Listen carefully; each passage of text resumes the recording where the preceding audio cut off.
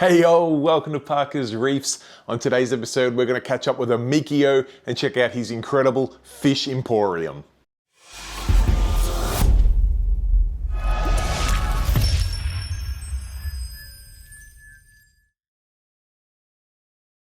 Alright, thank you for joining me on yet another episode of Parker's Reefs, and as touched on in the intro, today we are going to check out an incredible 5-foot Cade. Amekio has some crazy tangs all in one system, along with a bunch of other really cool fish, and this system has only been running for a couple of months since transferring from other systems, so I thought it'd be a fantastic opportunity to see how the transfer went, see how the fish are going, and of course check out everything that makes this system tick.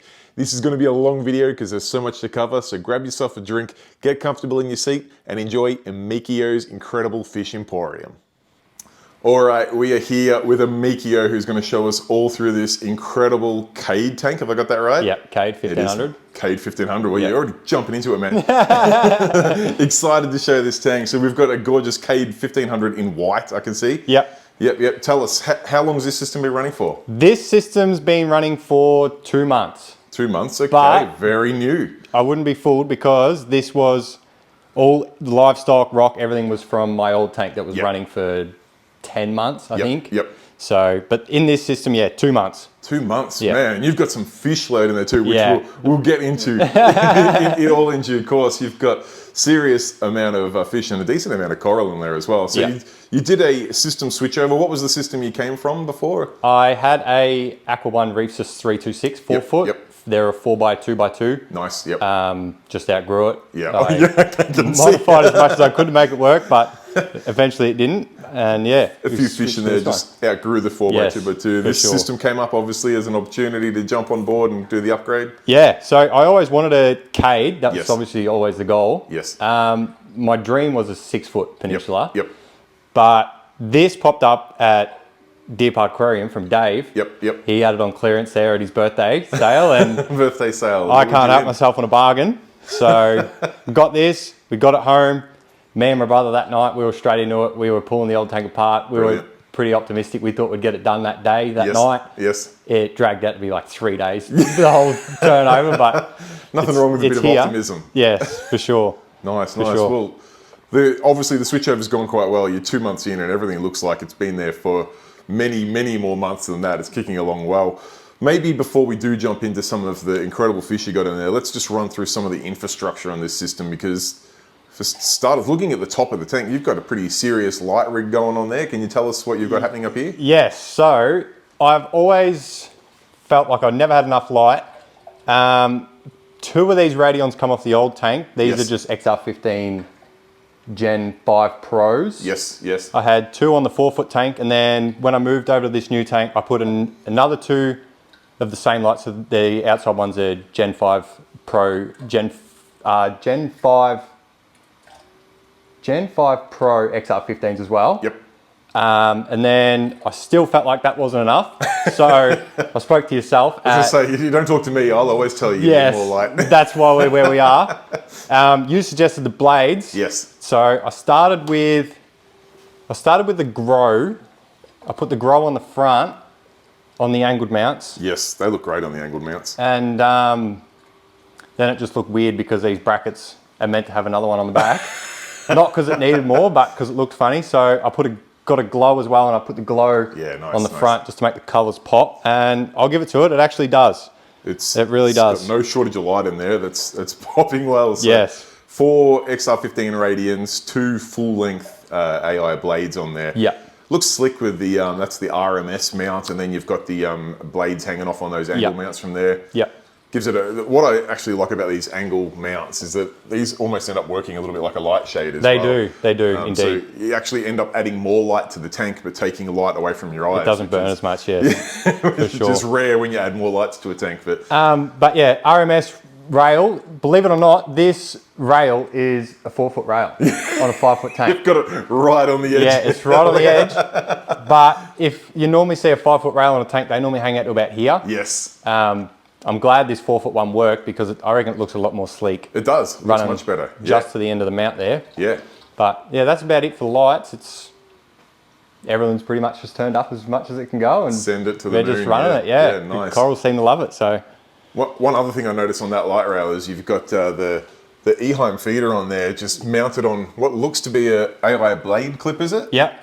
So there's a screw. There's a screw in the auto feeder, and it just screws in and clips on the blade, and I think that's probably the better way to mount it. So looks a treat. Yeah. Don't have any issues with any of the food fall or missing the tank or anything there? I mean, you're kind of close to the edge. If I come across here and have a look, like we're getting pretty close to the edge of the tank there. Only if the aircon's on and there's a bit of, it's blowing a bit, it'll put something on the floor. But if the aircon's not on, it's normally all right. If it's a hot day, the dog gets a feed as well as a fish. Yes, that's right. No, that looks great. Well, that's a serious light setup. I quite like it. It's ended up, really slick fitting. In fact, I wouldn't be surprised if you set a bit of a trend there on 5-foot tanks, or you're just going the rail that is 1 foot shorter than necessary, because I'm with you. I hate it when it just hangs a little bit off the edge there. It just looks really non-purposeful, where this looks like it was built for that tank. So. Yeah, it's a foot too short, but don't hold me accountable if you get a 5-foot rail for a 6-foot and it doesn't work, but it worked for me. So it works for you. That is the main thing. Now, continuing on with the infrastructure around this tank, maybe heading down into the tank itself. Yep. You got a bit of flow going on there. I can see a couple of Neros, a couple of Gyres going on there. Yes. So again, most of this come from my old 4-foot system. Yes. I got the Orbit 2. Oh yes. Which I thought was going to be plenty big enough for the 4-foot tank, and it was a little bit smaller than I thought. So, sure. And then I had the Orbit 2 on the old tank, and I had 2 Nero 5s on the old system as well. So they come over, but then since moving to the new system, I just added the Orbit 4 on this side for a little bit more flow. Definitely. For those with a keen eye would know that is not an Orbit. That is not a Nero, sorry. Nero. It's got a slightly different grill on the front there. That is a Jabeo. Yeah, nice. How are you finding it? It works fine. It's only on there temporarily. Okay. It's out of one of my other systems. Yes. I've got my other Neros off on a warranty at the minute. Yes. So no, fair enough. That's just keeping the corals I'm curious, happiest. You've had first-hand experience with both. Much difference between them? Is the Nero worth the extra money or no? I believe so. I do some weird stuff in my flow, completely unnecessary. Tell me more. I just like to do it. Like I drop it down at night, I do pulses, I do randoms up to 80, 100, 60, like all throughout the day. It's well over the top. But the only downfall with the Jabeo, you can only have 2. Okay. So if you go into the app, you can only have it like either pulse or random, like twice a day. Yes. Okay. Which is fine for most people. Don't get me wrong. It is completely fine, and it does put out some flow. Like comparing it to the Nero, it's not short on flow. No, the laminar flow that the Gyre style pumps put out's hectic. There's no doubt about it. Particularly around that outer edge of the tank. Yeah. But no, I think they're worth the money for sure. Yeah, I do. Nice. One tank that I saw recently, Matt Spooner's, I think it was a 4-foot system, did the craziest things I've seen with flow, where he'd have way too many pumps in his tank, and he'd run them at 100% for about like 30 seconds, and then they'd be off for like an hour. Yeah, right. It'd go from absolute chaos to nothing. Yeah. For just 30 seconds on and then an hour off. I suppose in the wild it's not constant flow either. It was very tidal or surge flow, and it was really weird, particularly behind the camera filming it. You'd see the absolute chaos in the tank, and then it was like he'd turned the flow off. And I'm like, what are you doing? Where's the flow going? That's just the way it runs. And his system was jam-packed with coral, and they all looked impeccable. So I was like, okay, if it works. Maybe I need to learn something here. Yeah, it's always interesting to see. Hence why my ears pricked up when you said you do some crazy things with flow. Always just over the top things that don't need to be there. But no such thing as doesn't need to be there. It's always different approaches, and I'm always keen to learn new things in this game. So the other thing with the flow too, especially being bare bottom, is that's part of the reason it does some crazy things. Yes. Like I run the gyros in reverse sometimes and whatnot, because it is bare bottom.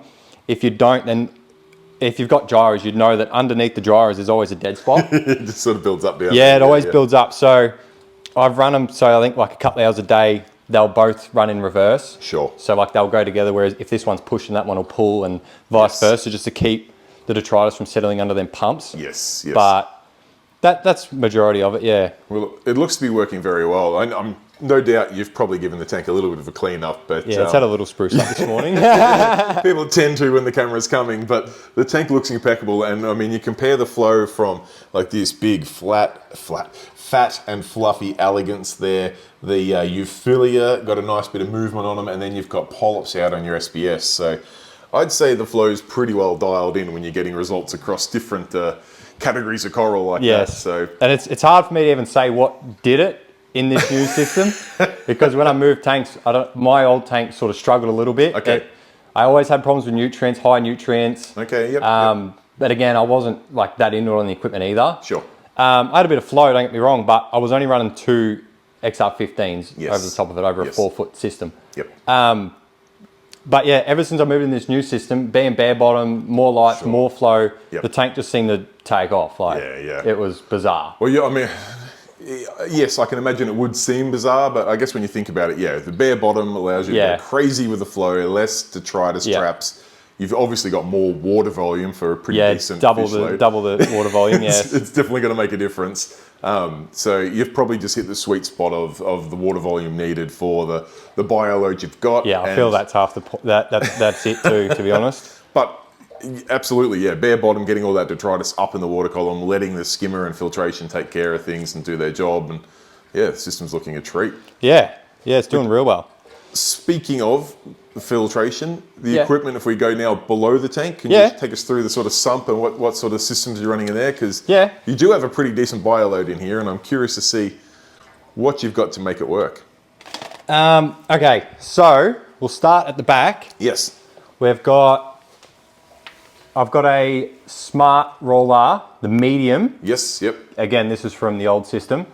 That's pulling out some gunk too. It's a nice dark roll on there. It's doing real well. No modification needed to any of the plumbing. Beautiful. It was normally your emergencies where my main drain is. Okay, yep. So when we put the system together, we just switched them around. Yeah, it makes life so much easier. And plumbed it straight into the roller.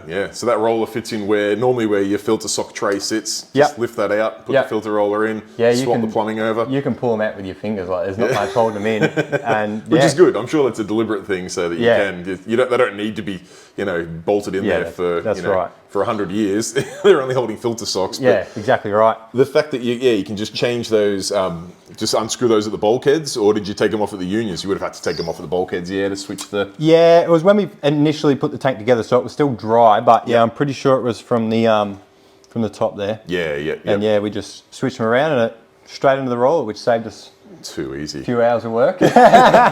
Always happy with that. Yes. So you come through your filter roller, you then come into. Was it go the conventional way through your sump? So you'll come into this media section here. Yeah, so it flows out of the roller through the black grate that doesn't really need to be in there, but just a little removable section if need be. Yeah, through the biological media. Yes. Which these are the trays that come in the Cades. Yes. They're just chock-a-block with media. Now, have you moved those? Because traditionally they are over where your refugium's sitting. Yeah? Yes. Yep. So I had a refugium on the old system. I felt like it worked impeccable. Yes. But obviously, I had high nutrients, and I'd hate to know what they were if I didn't have that. But they normally sit there, and I've got my skimmer's not that big, so I got room to spare, so push them over there. Yeah, beautiful. Yeah, and you got no shortage of media in there, which is obviously a key factor when you're substrate free. You want to make sure you've got plenty of room for all that bacteria housing. For sure. Yeah. And then it goes into my skimmer. This is a GW7DC from Delua. Yep. It's great. Yeah, nice. For the price of it to whatever else is on the market, this thing is great. Excellent. As you can see, the gunk that thing pulls out is... It's got some nice froth going on in there. Yeah, nice fluffy froth, good dark gunk. Yeah, it's a brilliant skimmer. I've got no bad things to say about that. It works really well. And as you would be probably the first to say, it's probably undersized for the size of the tank. Again, this is from the old system. But a bit of the equipment it's working a treat. It works really well, Typically when a skimmer is well undersized, not so much for the water volume, but more so for the bio load, that's when they do crazy things. They overflow, they just run stupid, they do all this crazy stuff. That one's obviously not let you down in that regard. So. No, it's been great. Well, the only thing I did when I switched over this new tank is I just turned the pump up inside the skimmer a little bit more, and it was fine. Good. Yeah, it's great. And then flows over this chamber here, and that is the refugium. Yeah, nice. it's probably due for a harvest. We'll let it grow, I say. I normally pull it out once every fortnight. I'll pull about half of it out and just keeps growing. Nice. And that's lit by AI Fuge. Yep, that's lit by AI Fuge light. Nice. Convenient being able to mount that on that brace at the back there. Yeah, it works really well. Excellent. And then, as you can see, I was getting a bit of spill out into the skimmer chamber. So there was a bit of algae growing out. I got these shades. These are from these are from VCA. Yes. They work. They're worth it, in my opinion. Just a bit of light shade just to stop that light going over to the skimmer, and so you get this like almost two-faced look on the skimmer there, where it was getting lit up and now it's not. So it stops some of the micro bubbles and whatnot coming out of the skimmer. So that works great. Saves you having to clean that skimmer every other day because you have water, air, and light. You've basically got a turf scrubber in the skimmer there. Pretty much. Your nightmare to clean. delete the refugium for the skimmer. Excellent. And then over the back there into return pump. Yep, that's the return pump chamber. There is what is it? It's a Vectra S2. Yeah, okay, nice. Again, it's too small for this system. Obviously not. I've got it pumped at 100% temporarily, but I do need to swap that out for the L2. Okay. Again, that's out of the old system. So. L2's a big pump though, so maybe the M2. Yeah, M2 I'm sure will do you fine. If the S2 is coping, even if it's at 100%. I just don't know how long for. No, that's all right. Well, at least the S2 will be a handy spare pump for another project, I'm sure. Yes, I might use it for the mixing barrels or something for the salt water. Nice. But that's about all that goes on in here. And then I was going to say I can see obviously some dosing lines there, and you've got looks like a reactor line coming back or something. You've got some other treasures hidden down here. That's in this other cabinet. Yeah, cool. We've got. Oh, look at this. The Cades do this well, don't they? Yes. I never had this luxury in my old system. I've got plenty of room over here with the power boards, and I can mount all the controllers and everything. It keeps it all nice. All the power boards, So much better than having all those power bricks sitting down on the base of the tank and just getting hot. And, getting hot, laying on each other, getting tangled, and then you spill something, they get wet, and you get electricity, nightmare. It's less than ideal. But there's a reactor feed off that return line to the tank that's meant to be for a chiller. Yeah, because they designed this as a chiller cabinet. That's but right. I mean, we don't really need a chiller where we are. It's rarely very warm down here. I was going to say, we're in Ballarat, which in Victoria is often the joke of temperature-wise. It's normally a few degrees cooler in Ballarat than everywhere else until it's hot, and then it's the hottest place on the planet. But most of the time it's fairly cool here. But I've used the chiller feed to go to the reactor, so I didn't have to run the line back through the tank. Nice. In there, I just run a bit of carbon and GFO for the minute. Nice. I've got 4-channel Reef factory dosing pump mounted on the side. It's tidy up in there. These dosing containers are pretty slick too. Yeah, these were made by a good mate of mine. Yeah, nice. He's got a acrylic printing business. Oh. He actually had them in his system, which he shut down. So I You snagged them up. Yeah, they're done. 5 litres per container. So they look a treat. They last a while, And I like that, I mean, this will sound obvious, but they're clear, so you can see how much liquid's still in them. Yes. Too many times I see containers that have got all these pretty things on the outside, but you can't actually see how much volume you've got left. That's exactly Kind of defeats the purpose. And to make it a bit easier, he's even laser etched the measurements on the front of them. Very nice, so very nice. They're handy. They were handy for sure. And then I run a KH Guardian as well. Beautiful. The original and the best alkalinity tester. Yes, it does its job. That is the that's the dosing containers for the KH Guardian. So you've got your reagent. And you let it do a bit of alkalinity dosing as well, do you? I'll let this dose. I'll let it dose. That works decent. It's due for a service, so it's a little bit how you going at the minute. But fair enough. It's always been on the system. It was on the old system as well, so it works. Very nice. Yeah, that's about all we got going on down here, I think. Well, it's definitely not what I'd call a simple setup. Yes. But it's a logical setup. You've got enough gear in here, but not over the top. Yeah. It's obviously all doing it. Everything has a purpose, and it's all set up nice and tidy. The benefits of a getting the opportunity to set up one tank and then move to another is anything that you did maybe not the way you would have wanted on the first system. That's You right. get a chance to do it again on the second system. Yeah. And you can see when you look at things like your power center there and even your dosing containers and stuff, that's all very nicely laid out, which is going to make working on this system very, very easy, I'm sure. Yes, it's definitely easier than the old system. That's for sure. Excellent, excellent. Well, maybe we should go back up into the glass box because, man, you've got some fish and coral in here that we need to talk about. Yes. What should we start with? You want to talk about fish or coral first? I'd go the fish. All right. Yeah. I've always Which one liked of the fish. 600 fish should we start with? Geez, I don't know. Probably we'll start with the ones that I got first. Okay, sounds good. So we'll start with the oldest ones, and Yes. I reckon we'll work our way to the newest ones. Sounds logical to me. The first ones, again, these first ones will be the first ones in the old system, Yep. not this new system. Yep. It would be the pair of clownfish. So there's a pair of black and white clownfish in here. Yes. There's a female just here. Yep.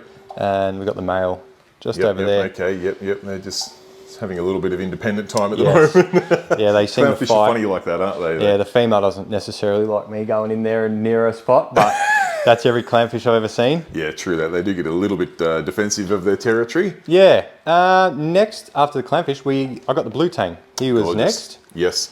He come from Deer Park Aquarium along with the clownfish. Yes. I remember he was like this big. Yeah, right. He was not big at all. It's amazing how fast they grow. They Yeah. get from absolute baby size to like 85% fully grown like that. It's pretty cool to watch, that's for sure. And look at the color on him, the health. He's just got beautiful markings, stunning fish. So He eats his share of nori. he does not go without. He does beautiful fish. You don't name your fish by chance, do you? No. No. Too many to name. I don't have that many names. I couldn't think of that many names. Fair call. And then, geez, what was next after that? I think it might have been, this is not going to be in the correct order, but it'd That's be all close right. enough.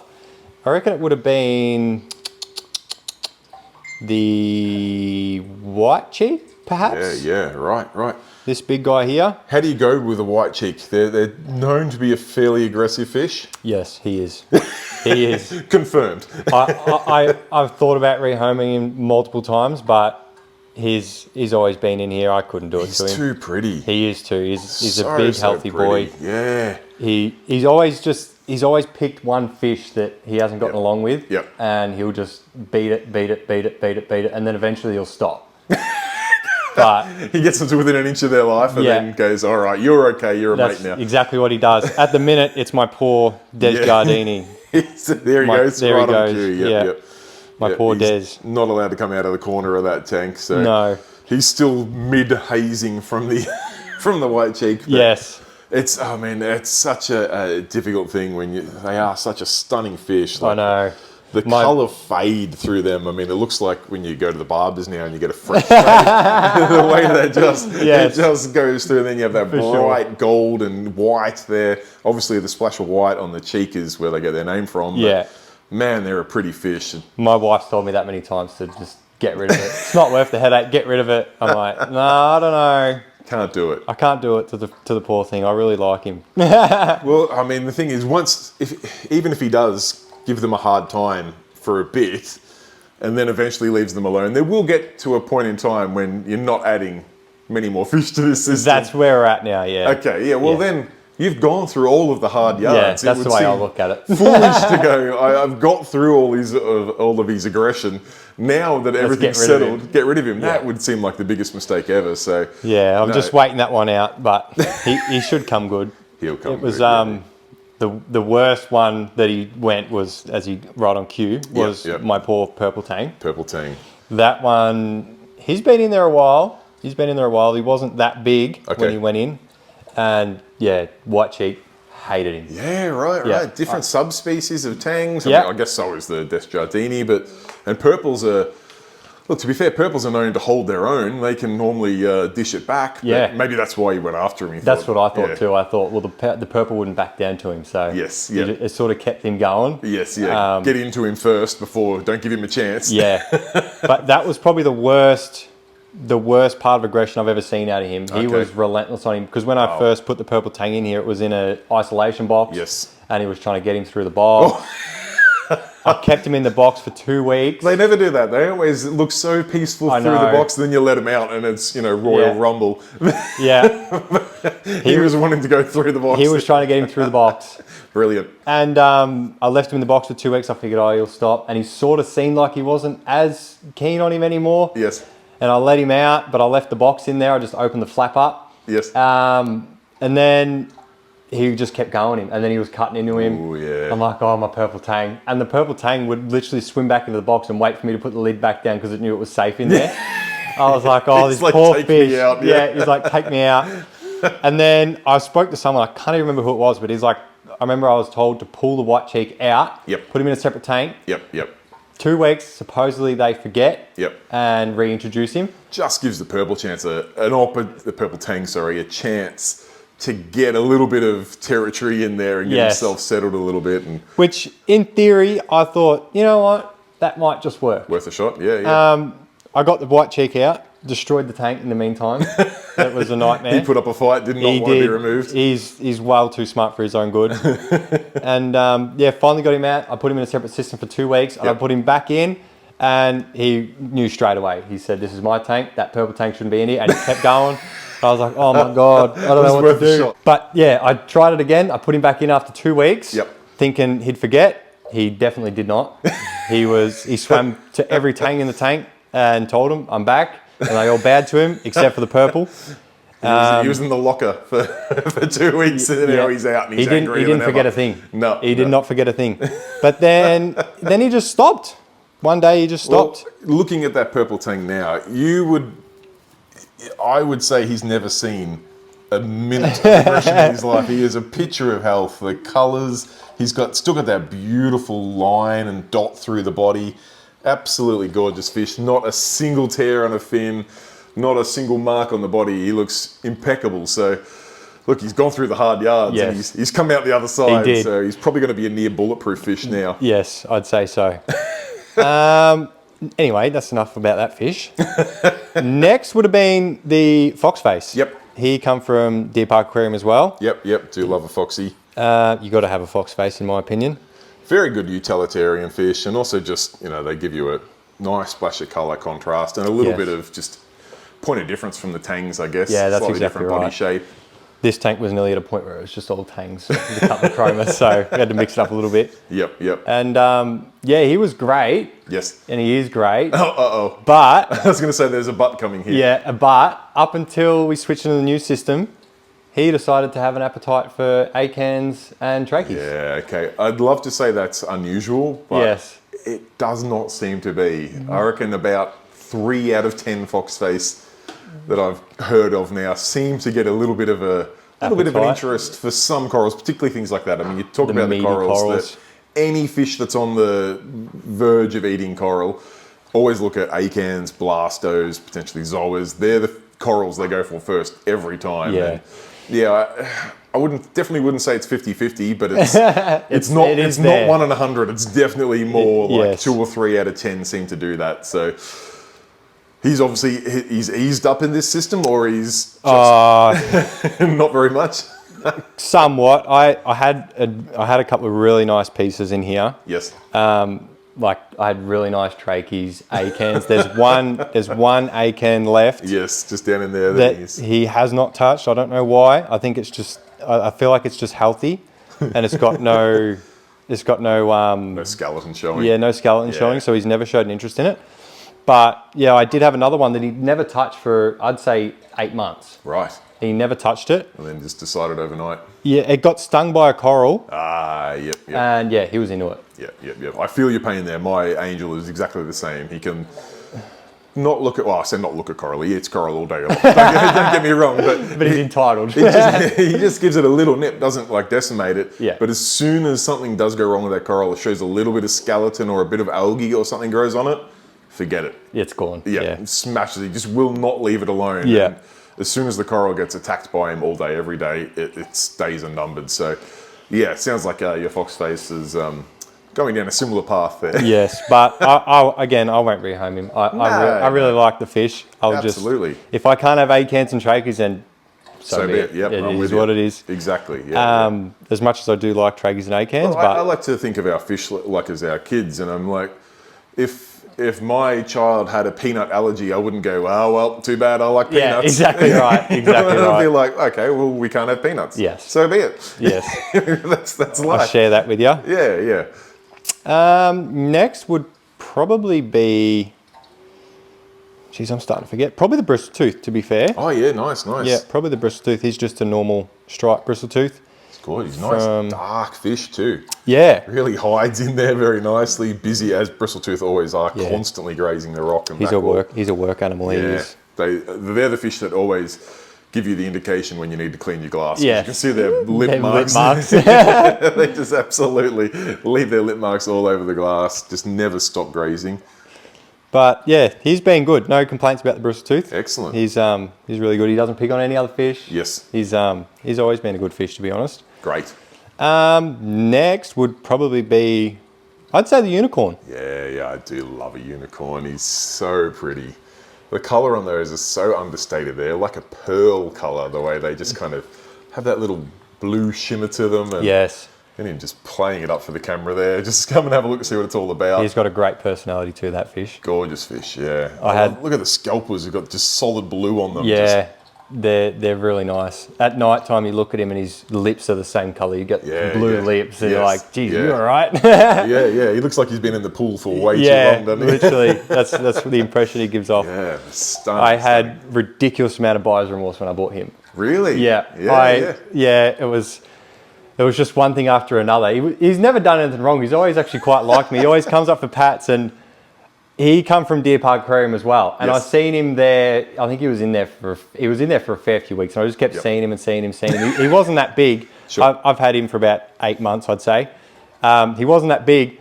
And then the thing that done it for me with my buyer's remorse is I got home, shouldn't do this, and then I researched how big they get, and I'm like, Jesus, he gets 2 feet. How am I going to house this fish? I need a pond. And then I'm like, nah, we'll be right. It'll take a couple of years to get there. Yes. And then to top it off, the next week we went to Sea Life in Melbourne, the aquarium. Oh, we went there. To the public aquarium. Yeah, we went to the public aquarium, and they have schools of these things swimming. And they're 2 feet long. I'm like, Jesus Christ, what have I done? Yeah, well, you see a school of them in probably a 200,000 litre tank. Yes. Yeah, they're going to look pretty big. Yeah. So I had a bit of buyer's remorse about that, but he's great. I love him. I kind of feel bad for how much I neglected him a little bit at the start. He is a stunning fish now, and thankfully he's not 2 foot long. He's probably only 4 inches long. Yes. So I think you've got quite a bit of time before he gets remotely that big, and you have to worry about that. But by the sounds of it, you'll have more tanks by then. Anyway. Yeah, absolutely. You'll have that swimming pool. You'll probably go into a Sea Life aquarium and make an offer. Excavate the backyard to put a pond out or something. But what would be after him? Probably. I think it'd be the chocolate. Yeah, nice. I reckon it'd be the chocolate tank, to be honest. Yep. He's been in there. He's been in there a while. I can't say for sure, but still got the solid yellow colouring, doesn't he? Yeah. He's yet to transition. Yeah, beautiful. Just has those dark highlights there and real dark eyes. Give him a nice little pop there, but beautiful fish. Yeah, I feel he makes the other yellow fish pop even more. Like when he gets next to the fox face or that's a juvenile orange shoulder. If he gets next to that, he really makes them colours pop because he's sort of a dulled out. He's more of like an orangey yellow. He is, yeah. He's got more of a sort of a orangey. Yeah, you're right. Yeah, I was going to say mustard, but it's not mustard. It's just like an orangey yellow. I feel definitely. That's nice. And then we're talking about that orange shoulder. He is a nice juvenile. Yeah, you can just start to see that little splash of orange coming through there. he'll have a cool story when he grows up. He was about the size of my thumbnail. Yeah, right. He was a juvie. Yeah. He come from G Marine. Yep. He was posted down to me overnight, and he arrived, and I didn't even think there was anything in the bag. I was like, Jesus Christ, this thing's not going to make it, and he has. He's done about. He's done a fair while in here, and stunning fish. And there was obviously a decent number of tangs when he went in at the size of a fingernail. Yeah, he was. And no one ever looked at him. Lucky. Maybe he was too small. Maybe they didn't see him as any sort of threat. So, I mean, it was probably the ideal scenario in the end. But, yes. stunning fish. All right, what are we missing? Well, you got a pair of angels? Yeah, I've got a pair of Watanabe angels, I think you pronounce it. Yes. They popped up from, I seen Jack from Williamstown post them on Facebook one night. Nice. And I seen them and I'm like, what are these fish? And I messaged him and I said, I have to have them. And he reserved them for me and Beautiful. I picked them up and they're probably one of the newest additions. They went in when I got the new system, so they're not out of the old tank. Yep. And yeah, male and female. And yeah, beautiful to have a matched pair.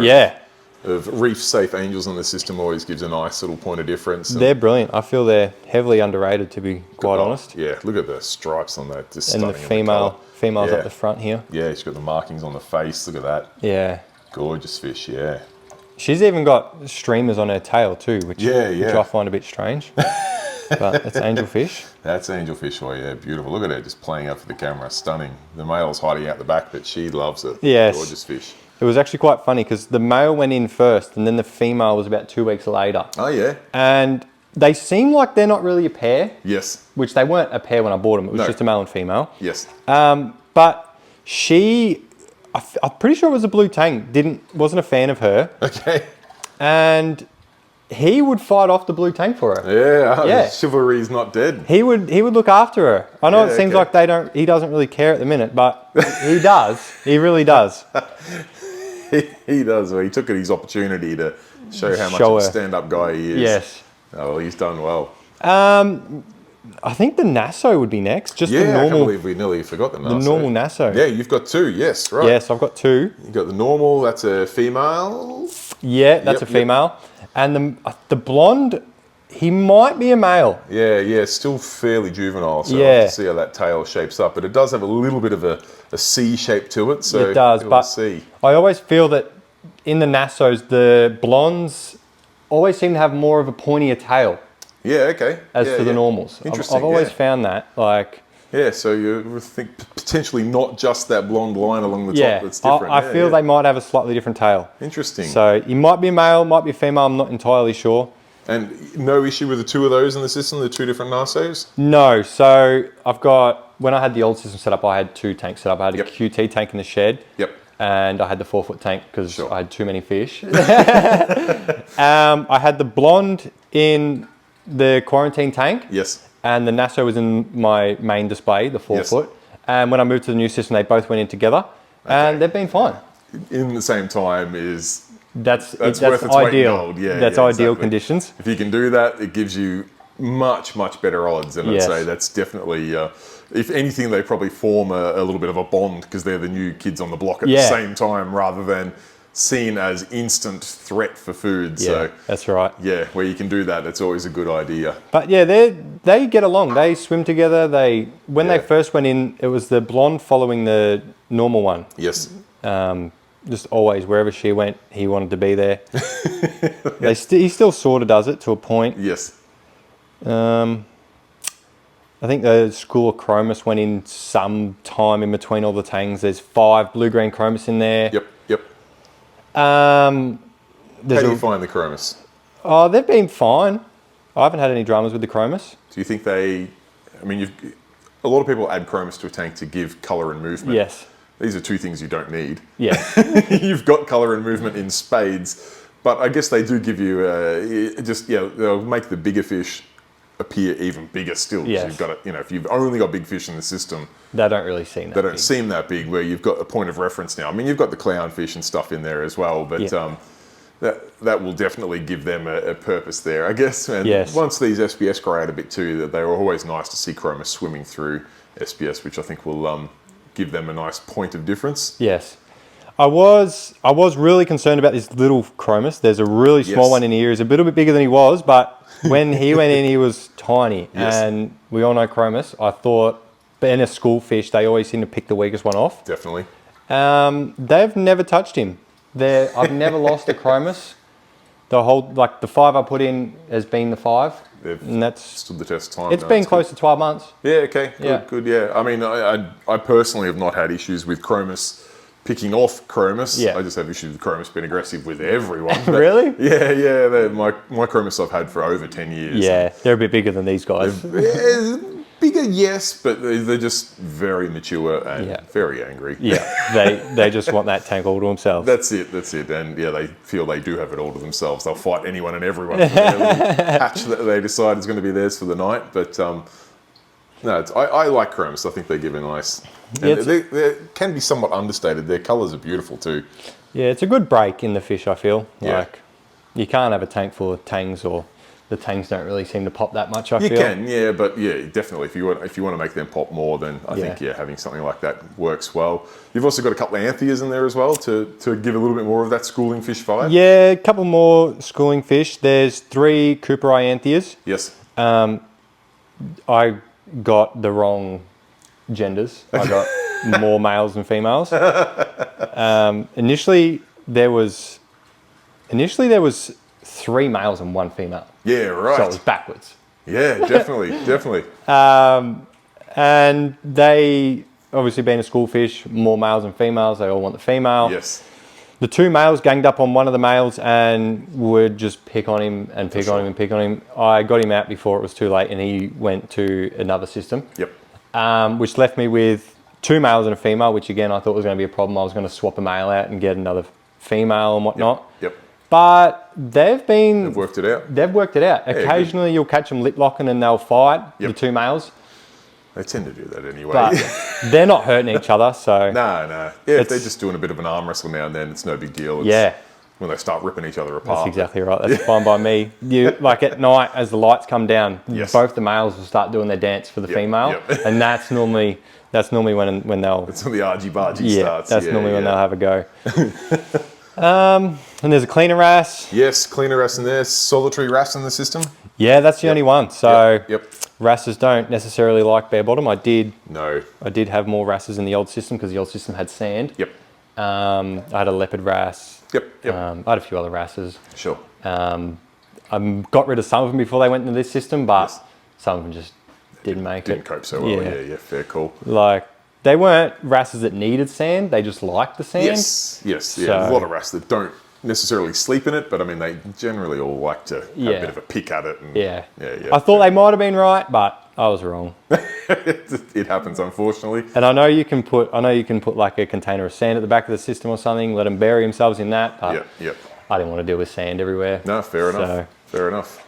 A couple of them went to a new home, and a couple of them didn't make it. So yeah, we've got 1 wrasse, a cleaner wrasse. I do want to get more wrasses. I don't want to get wrasses that aren't going to do well without. No, of course, sand, ultimately, we want to give the fish every chance to do their best, and if if you don't want to put sand in the system, which is completely fine, then just picking the right fish. Obviously, the cleaner wrasse, totally fine. He's more interested in all these tangs he gets to clean. Yeah, he gets to clean the tangs. So he'll be living his best life in there. In fact, he loves it. He's a big fan of that fox face. Every time the fox face has a go at that nori feeder, he just comes and keeps his face clean between bites. Yeah, we've caught him before. The fox face, because he's got the long snout, when the tangs eat as much nori as they can get off the clips, the fox face, because he's got the big snout, he can get into the clip to get the last little bit. Right. And it seems like the cleaner wrasse is cleaning his mouth, but the cleaner wrasse steals the food out of his mouth. We've caught him doing it. So he'll wait for the fox face to get nori, and then he'll be like, oh, I'll take that, thank you. And off he goes. Do you ever find, I find when I do use the 2 little fishies clip like this one, the sort of the peg style clip, then when I go to put the new nori in, the prized bit of nori from the last feed that's still in between the sort of teeth of the peg there, whichever fish gets that is so happy. They all fight over that little bit of soggy nori. It's like hockey. They love it. They love a good game of hockey. But yeah, I got 2 clips, so they get 2 every day when I give them more nori. They love it. Nice. Gives everyone a chance. When you got that many tangs, I can imagine that's important. Even the angelfish though, like just because they see the tangs eat the nori, the angelfish will come and eat the clips too. Monkey see, monkey do.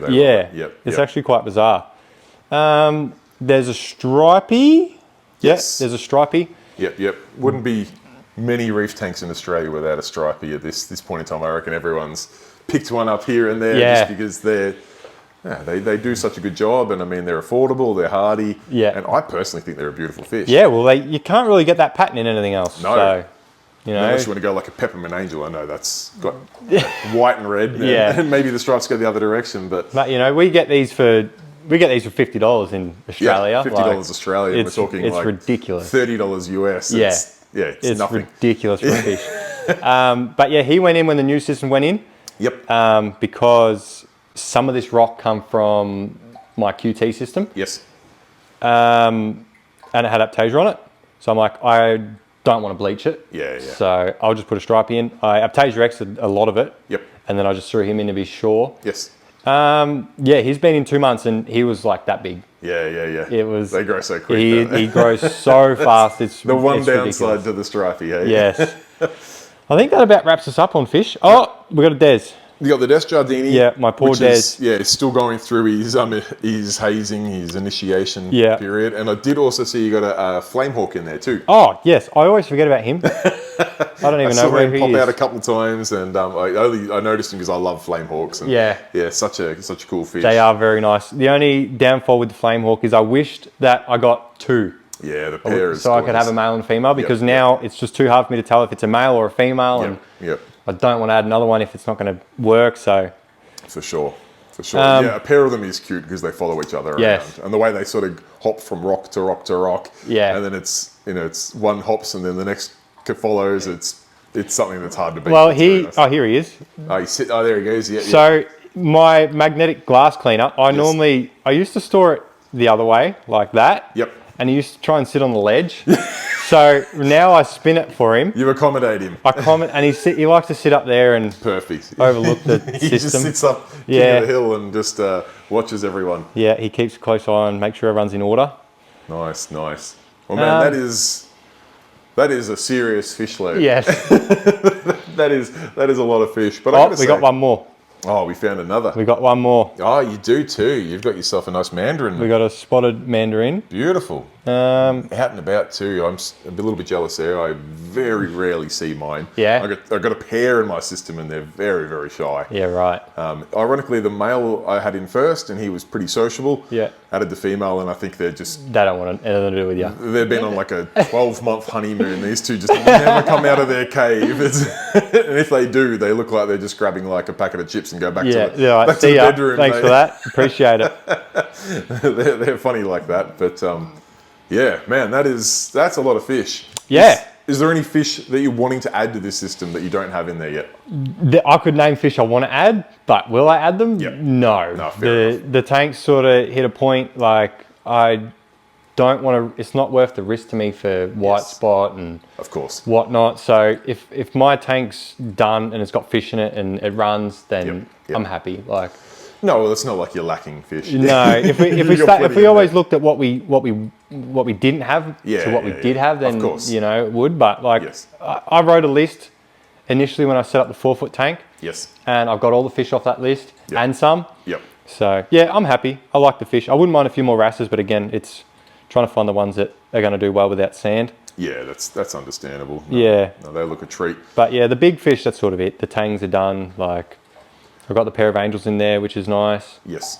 I did also want another. I wanted a female for my mandarin. Yep. Because he's a male. Yes. Well, supposedly a male. Sure. He's got the prong. Yes. And I was always told they were compatible with the psychedelics. Okay. I got a female because he's a spotted. Yes. I got a female psychedelic for him, and he did not like her. Okay. So there goes that idea. So got one mandarin. Fair enough. Yeah, look, I have no experience in mixing the two. The species. I agree. I was under the impression, I'd always heard that you can mix them, but perhaps not. Yeah. At least every fish is different, I guess, but at least in this instance, no. The only thing I thought, I was like, maybe he's not a male, but I had a couple of good looks at him. He's definitely a male, and the other one was definitely a female. So I don't know.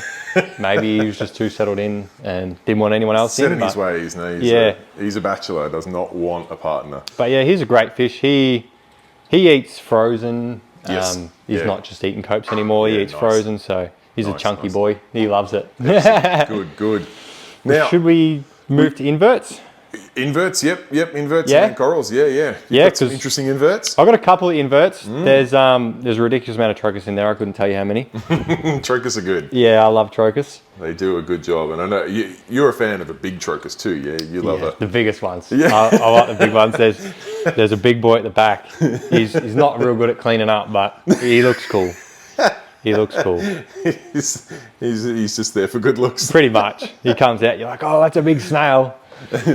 There's about 3 strombus, I think, from the old system. Yep. But these guys are fine without sand. They're not. Yeah.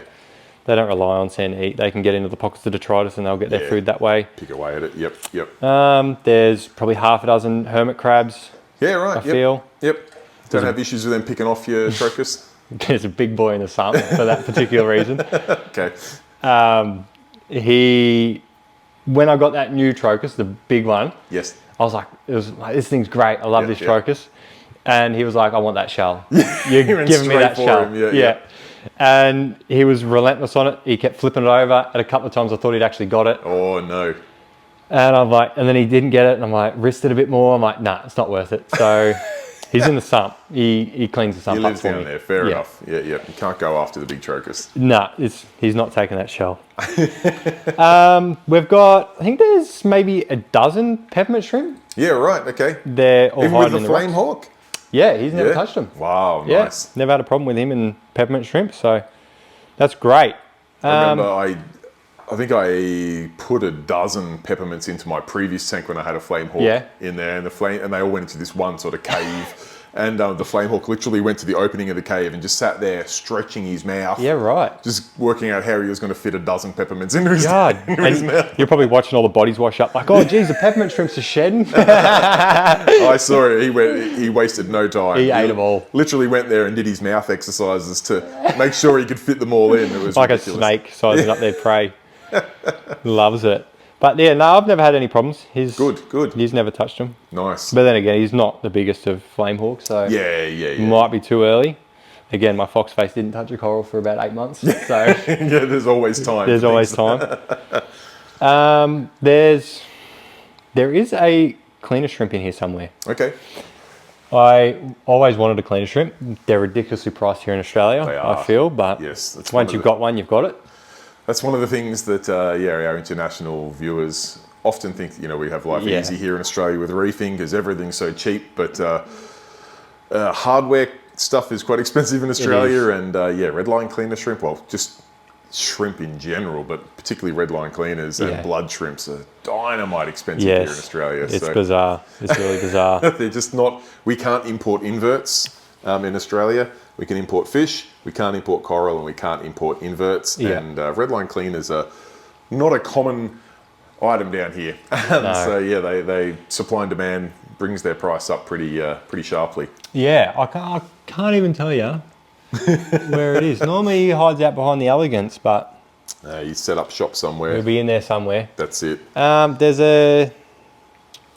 Is it a biscuit starfish? Yes. Might be a biscuit. I think it's a biscuit. I saw the biscuit, yes. I reckon that's him down here. Yeah, there he is. Yeah. Up under that rock. Yes. They're funny how they can go missing in action for a bit. Yeah. They just find a honey hole in the rock somewhere and hang out there for a week. And he just doesn't move. You're like, geez, I haven't seen that for a while. But funny like that. That's probably about it on the inverts, I feel. Yeah, nice. Tell us about your corals, man. You got quite a bit going on in here. Yeah. For such a young tank. Yes. Now, I like the corals. Yes. But I'm in it for the corals, but I couldn't tell you the names. That's okay. I know some of them. There's a few of them I know, we're but not here to judge on your ability to know either street names or Latin names in any of the corals. I just like to keep them. I just like to make them grow. Some of the standouts I see you got. This elegance, I absolutely love. It looks like that scape was built for it there. The way he's on a little ledge. Just wraps in around there. It looks stunning. And then just near it, you got this Duncan, which is doing his best elegance impression. It just looks like a mini elegance. And then you come over to your nice Goniopora garden here. Yeah. This looks a treat. You've got some really, I love this one there with the green with the purple tips. And in fact, you've sort of got like two variants. You've got the darker green and the lighter green. Yeah. Both with purple tips. Look nice. You got a couple of new Gonies up here ready to go in. Yeah, they get to be mounted, but I'll get there. I really like this piece. Yeah, it come from Deer Park Aquarium. Highlight of yellow tips. But yeah, it's a really nice piece. I wanted to move some of these Gonies around a bit because if I can put him somewhere that'll contrast him better, yes, I feel that'll do That'll do wonders. Yeah, well, you got these nice sort of pastel pinks and bright highlighter pinks in there that you can use to sort of separate them up a little bit and get a nice little bit of contrast going on there. Yeah, like even if he went in with the other green ones, I feel he'd stand out. Absolutely, but if I can move that around a little bit, because they're not fully extended now, but when they're fully extended, they're getting a bit close. So I do need to move them around and give them a bit more space. But for sure. We got Gonnies. I forgot that. That one's Duncan. Duncan, yep. We got the big Elegance. Big Elegance, yep. There's a Lobo up the back there. Yes. He was injured when I bought him. He's been stung, but he's coming good. Just tucked him away a little bit, see if I can get him to come back.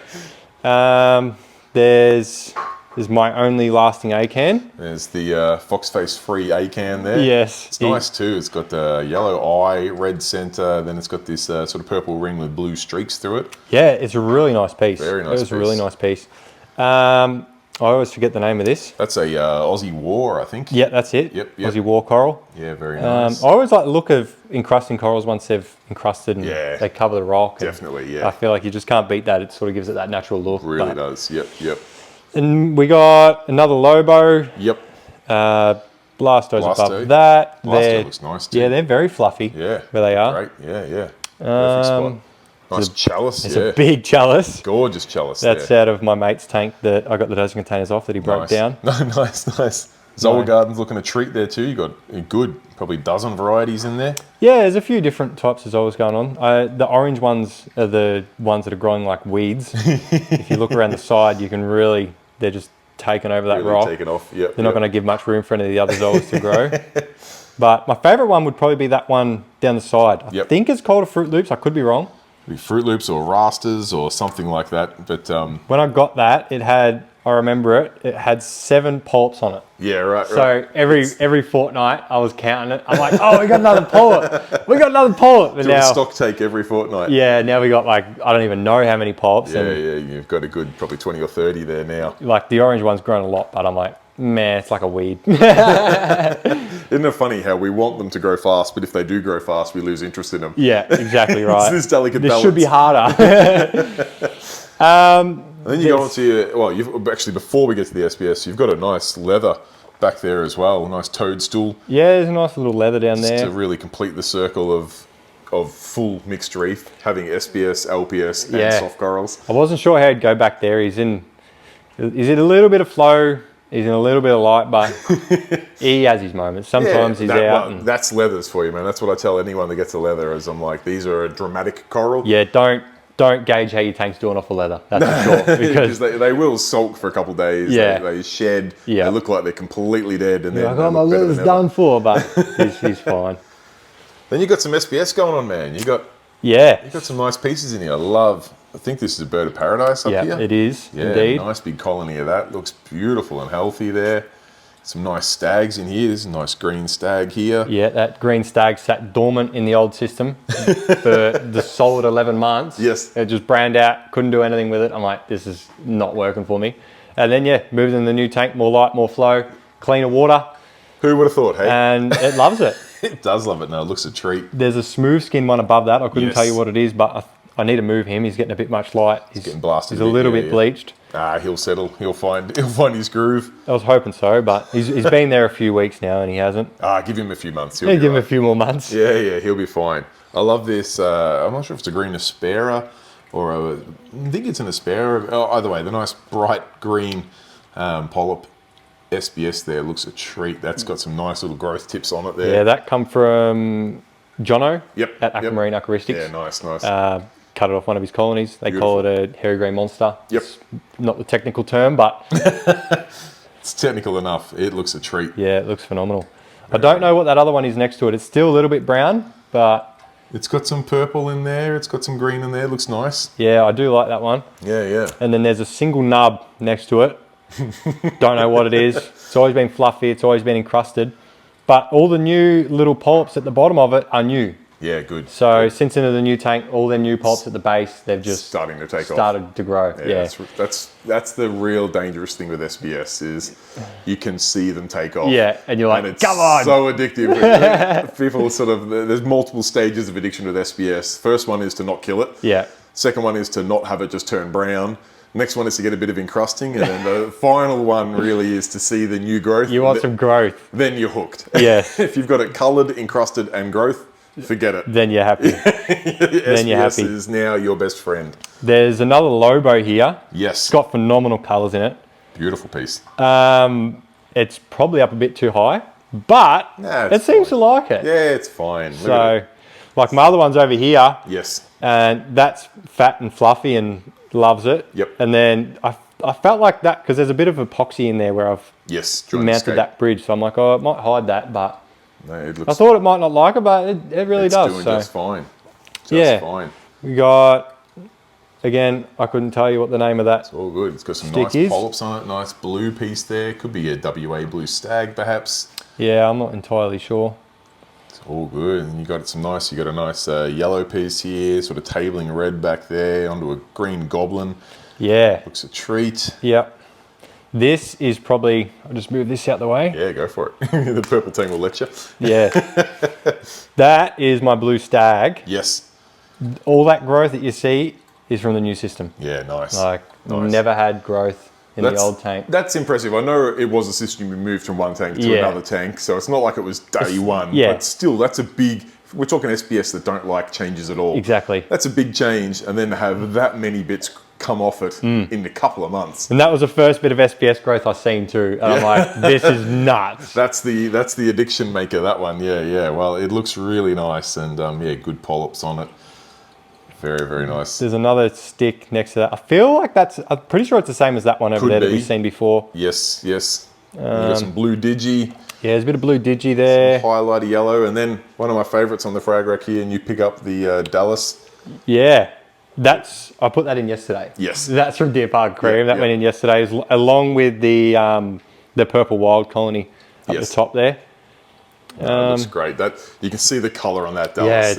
Yeah, it's nuts. Once that settles in your tank, and it'll get even brighter again. Yeah. It's just such an underrated coral. I can't wait for that one. That'll be a nice piece to mount for sure. Definitely. That's a pretty solid lineup of corals, particularly for a tank that was shifted into just a couple of months ago. Yeah. It's doing all right. It's doing good, I feel. There's a few more over here. There's a Monty tucked away at the side there. And you got a nice candy cane in there too. I love those toxic candy canes. Nice candy canes. We've been trying to work out what the go is with these two on the top here. Like, they weren't that, the two at the top, they're like highlighter yellow. I'm not sure if they're getting bleached or if they're just more colourful than the rest of them. I'm not entirely sure, but I wouldn't stress too much unless they die off. I wouldn't worry. Yeah, but they just got more colour. Happy days. Yeah, exactly right. Well, that's looking fantastic.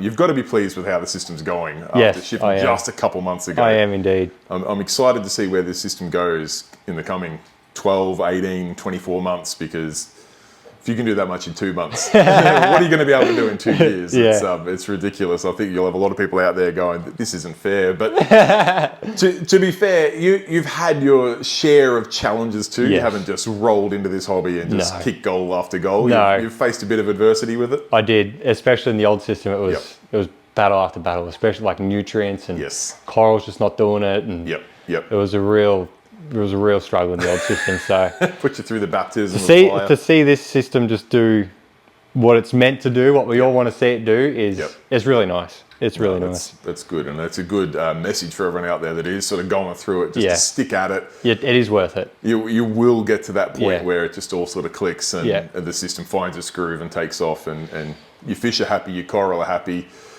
The tank as a whole is happy, and you can sit back and start to enjoy it. That's right. Nice. Now, I bet before we wrap things up, people will be dying to know, with this sort of fish load, where your parameters are sitting.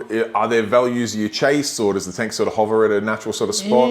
Yeah, it likes to sit. So we'll start with nutrients. We've got my nitrates, and this system, they sit at 9.5. Yep. Which I'm happy with. If they want to stay there, that's fine. That's great. Phosphates, which I've always battled with in the old system and whatnot. Yep. In this system, they seem to sit around a 0.04 to a 0.08. Perfect. They just sort of bounce around there. Lovely. When they start to get 0.04, I get a little bit worried that it's going to bottom out. Yep. So I double up the nori and keep them up. Yep.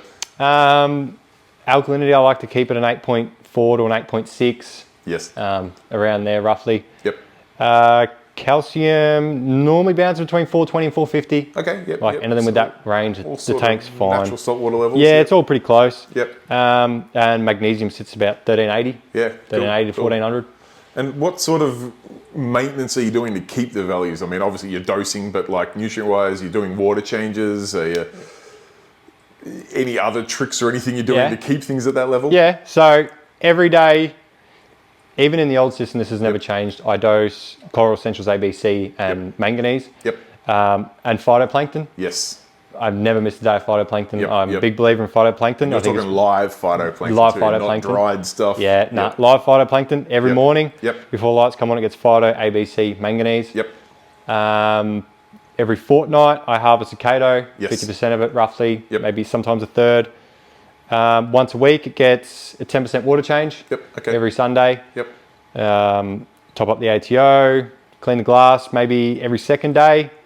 Because this isn't running a UV sterilizer, it gets a bit out of control. I'm sure if I put a UV sterilizer on it, that many tanks in there, no UV sterilizer. Yeah. No issues with it. I mean, you mentioned before about quarantine and stuff, so you put your fish through a process. I'm assuming you do. I normally, I call it a quarantine, but I normally just put them in a separate system and monitor them for 2 weeks. Inspection. Yep. Just mainly just an inspection. Yep. But to be honest, I think that I know everyone's got a different opinion on quarantine, and that's totally fine. A whole nother kettle of fish. I personally don't quarantine because I don't think I can do it adequately. I don't have the space, time, or patience, to be fair, to do it properly.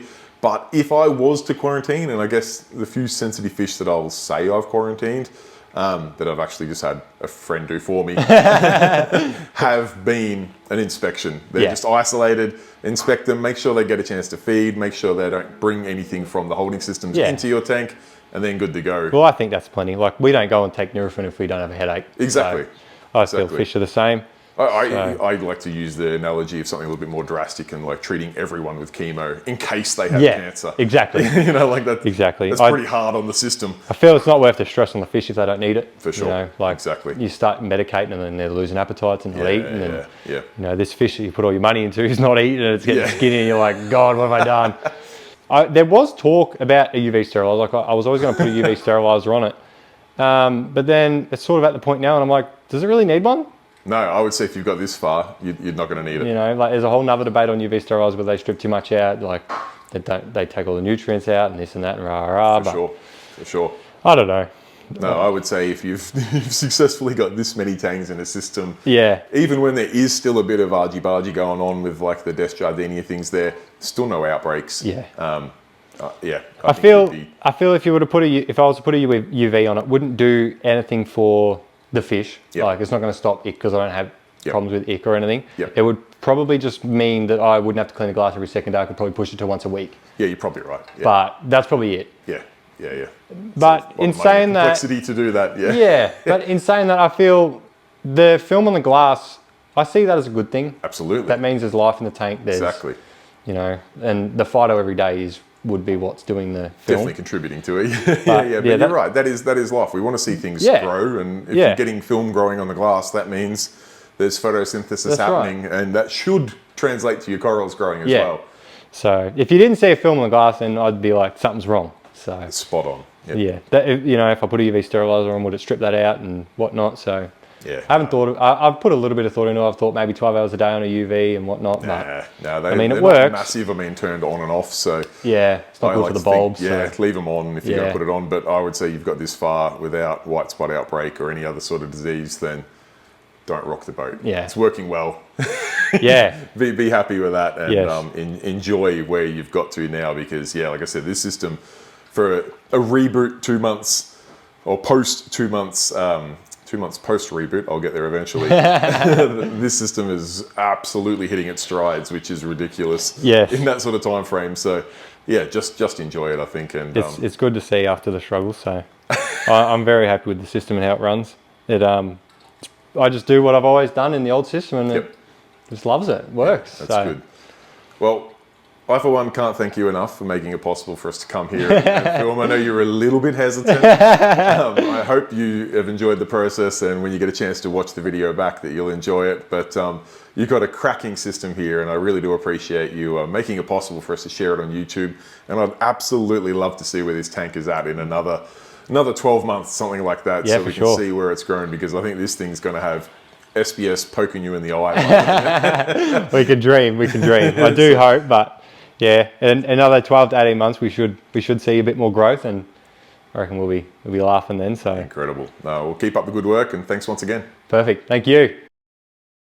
All right, guys, there you have it. That is Amekio's incredible fish loaded up 5-foot Cade, full of all these incredible tangs that often can cause a little bit of grief to each other. And I gotta say, with that small exception of the white cheek currently hazing that sail fin, everything else is getting along beautifully in there. And that's a testament to all of the work that Amekio has put in, both in his previous system and of course in the transfer over to this new system. Now, I will start to wrap things up here, because if you've made it this far, this video has been running for a very, very long time.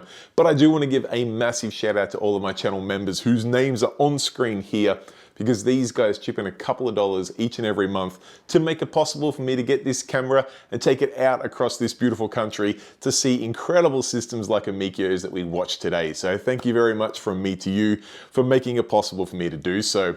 If you're yet to subscribe to the channel, that doesn't cost a single cent at all, and it only takes 2 seconds of your time. It will greatly help me out by promoting this channel to others on YouTube. The algorithm does weird and wonderful things, but I can say the more subscribers we have, the better it does. So if you do have 2 seconds of time, and like I said, don't have to spend a single cent at all, I would highly appreciate if you could hit that subscribe button in the bottom corner down there. Other than that, if you have any questions, comments, feedback, anything at all for either myself or Amekio with that beautiful 5-foot Cade, feel free to pop it in the comment section down below. I do personally reply to each and every comment there, so it is the best way to get hold of me. And other than that, guys, I'll wrap things up. I look forward to seeing you the same time next weekend. We've got even more awesome content to come, and I look forward to bringing it to you then. Till then, guys, stay safe, keep reefing. Cheers, bye.